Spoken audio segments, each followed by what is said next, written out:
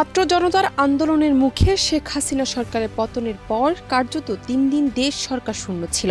8 August রাতে বঙ্গভবনে Nobel বিজয়ী অর্থনীতিবিদ ডক্টর মোহাম্মদ ইউনূসের নেতৃত্বে দেশে অন্তর্বর্তীকালীন সরকার গঠিত হয়েছে। আন্দোলনকারী শিক্ষার্থীদের প্ল্যাটফর্ম বৈষম্য বিরোধী ছাত্র আন্দোলনের 2 সমন্বয়ক মোহাম্মদ নাহিদ ইসলাম ও আসিফ মাহমুদ সজীব ভুইয়া নতুন সরকারের উপদেষ্টা হিসেবে নিযুক্ত হয়েছেন।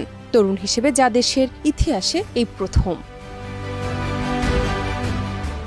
যুব ও ক্রীড়া মন্ত্রণালয়ের দায়িত্ব পাওয়া অন্তর্বর্তীকালীন সরকারের উপদেষ্টা আসিফ মাহমুদ সজীব ভুইয়া বৃহস্পতিবার রাতে সামাজিক যোগাযোগ মাধ্যমে ফেসবুকে দেওয়া এক পোস্টে আবদার তদবির নিয়ে সবাইকে সতর্ক করেন। পোস্টে তিনি জানান, ব্যক্তিগত লাভের আশায় আবদার ও তদবির করা থেকে বিরত থাকুন।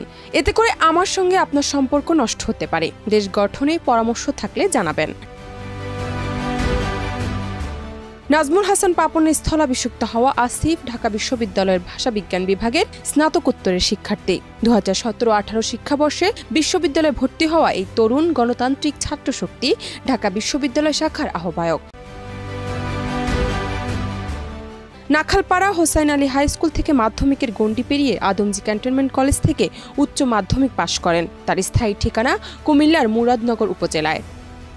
ডেস্ক রিপোর্ট, দেশ রূপান্তর।